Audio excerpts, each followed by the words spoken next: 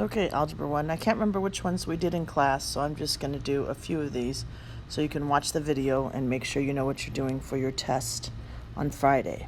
So here's the review. So the first thing I'm going to do is probably I would add 2x, but you all can do lots of different things, but that's probably what I would do. Draw my line like you all like to do. I don't draw lines because they're never straight. So the 2x's go away, so I have just 7 on this side equals, this is a 1x, so 1x plus 2x makes 3x minus 8. And now I need to get to the numbers on the other side, so I'm going to add 8 to both sides. So I'm going to get 3x equals 15, and then I'm going to divide by 3, so x equals 5. Okay?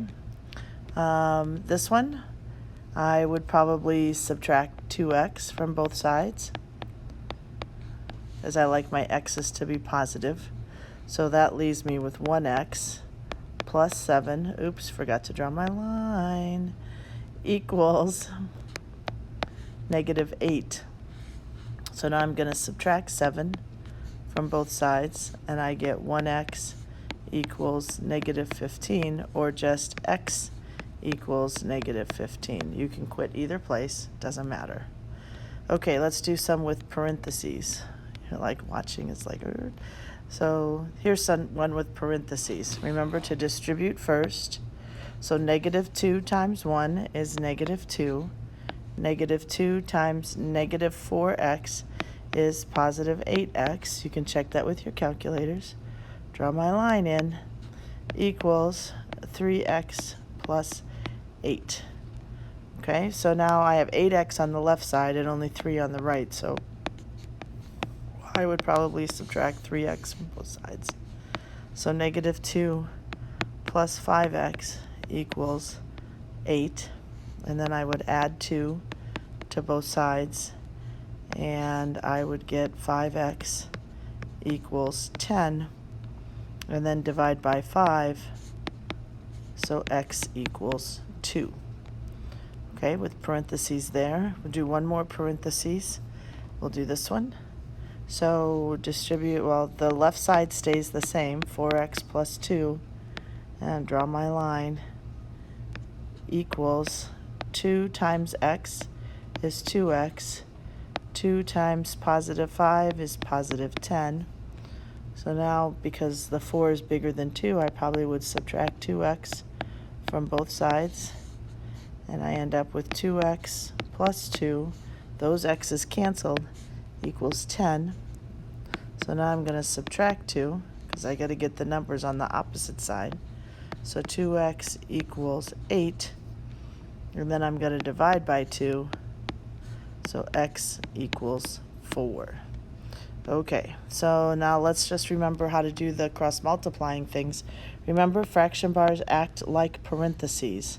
So when I take 3, I have to make sure I have parentheses, x plus 10 equals 4 times 15.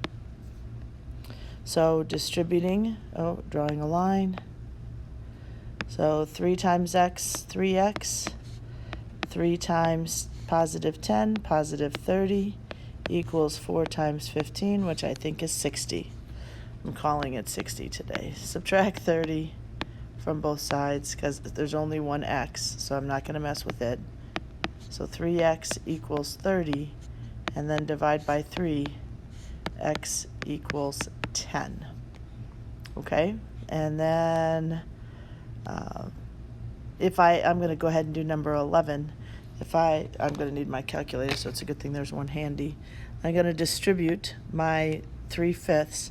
So 3/5 times x is 3/5 x, plus, taking my calculator, parentheses, 3 divide 5, close the parentheses, times, parentheses, 4 divide 3, close the parentheses, and it says 0.8.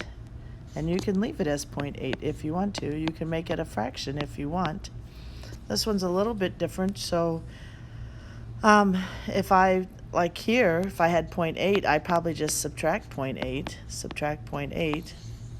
So I have 3/5 x equals 1.04 minus 0.8 on my calculator gives me 0.24. Okay, so now if I want to multiply by the denominator, which is 5, right? My common denominator, in this case, it's the least common denominator is 5. I could multiply this side by 5, and I can multiply this side by 5. That'll get rid of that denominator, and that leaves me with 3x, or I can use my calculator and it will tell me 3x. So 0.24 times 5 is 1.2, and then I can divide by 3, and x equals, I'm pretty sure that that is 0.4. Let me just double check. Yep, 0.4. And you can leave it like that. That's fine. 0.4 is a lovely answer. What I just don't like is if the calculator says 0.444444444 to write that down. But this is a lovely answer. All right, well, let me know if you have any questions while you're reviewing so that you're ready for Friday.